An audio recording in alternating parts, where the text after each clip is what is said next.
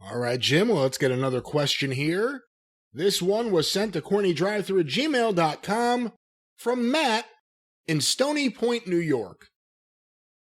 I've noticed over recent years that Hulk Hogan seems to have a number of detractors amongst his wrestling brethren, mainly because of his backstage politics.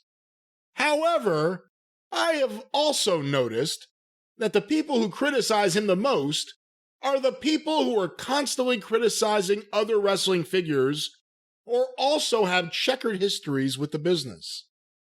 To name a few of these detractors, Bret Hart, Honky Tonk Man, Matt Osborne, Doink, Scott Steiner, and Matt Osborne. When did anybody ever call him Matt Osborne? Except on his birth certificate. Scott Steiner, and CM Punk. Hogan seems to have good relations with a lot of other wrestling personalities. Brutus Beefcake, Eric Bischoff, Jimmy Hart, Jim Duggan, Brian Knobbs, etc. What the fuck? You mean Hulk Hogan has great relations with all 7 of his closest, best personal friends? So do you think the criticisms that come against him are valid? Or are they just from a bunch of people pissed off that they never reached his level of popularity inside and outside of wrestling? Well, I mean, it depends on what the criticism is and who it's coming from. And there are valid criticisms, and then there's jealous criticisms. Apparently, he and Flair love each other now, from what I see on Twitter. But 30 years ago, it was that fucking guy. I'm still in the ring bleeding while he's already back at the fucking hotel. He's out of the shower and he's already at the fucking bar, because Flair took pride in working 45 minutes a night and giving it his all, and Hogan was 8 minutes, leg drop, and it's a personal appearance in tights. That was the style. So the point is, yes, Hogan was the biggest star of that generation of wrestling at the box office, and that's going to get a lot of jealousy, and in some cases rightfully, in some cases wrongfully. Is it wrong that every fucking jack-off wrestler in the business thought, well, I could be Hulk Hogan with the right push? Yes, it's wrong because you couldn't be. Is it right for the elite level performers and the rest of the industry to say, well, this fucking guy, he's getting by because Vince giving him the push and he's got the look, but he can't fucking wrestle a 25% as well as I can. He can't cut the promo, whatever. Yes, that's valid too, because there were tons of better workers in the business and a lot of better promos. But Hogan had the look and the size and the personality and most importantly, the push behind him by the major promotion. So were some people justified in being jealous of Hogan making all that money and having that spot because they were a better talker or a better wrestler? Yes.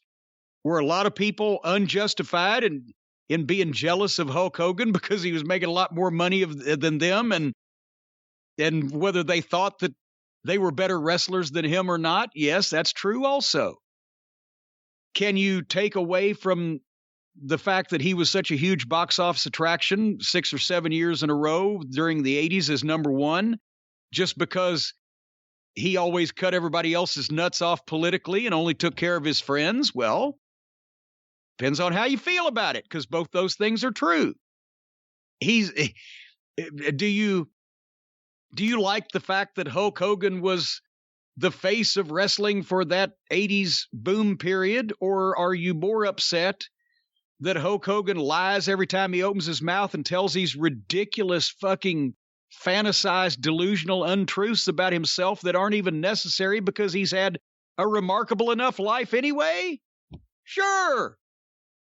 It just depends on what it is and who it's coming from. And there's validity to some, there's not to others.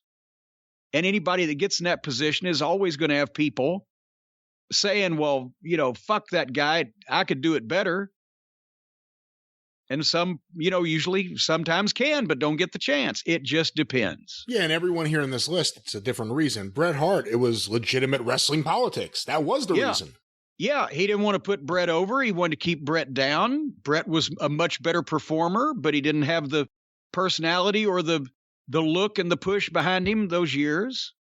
With Honky Tonk, it just, fucking Honky loves to fucking blister people when he doesn't like them, and I like that about Honky. With who else was on the list? Well, with CM Punk, again, that's why I say it's different reasons. With CM Punk, I think it's just I'm assuming, his utter disgust with the man Terry Bollea reveals himself to be every time he thinks the cameras are off. Yes. Yeah. Yeah, that's probably that there. I mean, everybody's got a different reason and different something to pick at. Now, and Doink, I don't know. Well, I don't know, because he had enough issues of his own that people could turn around and say, well, you motherfucker. And Scott Steiner, I don't know, but I'd love to hear it, because I'm sure it's really amusing. I don't care what it is. I would love to hear it.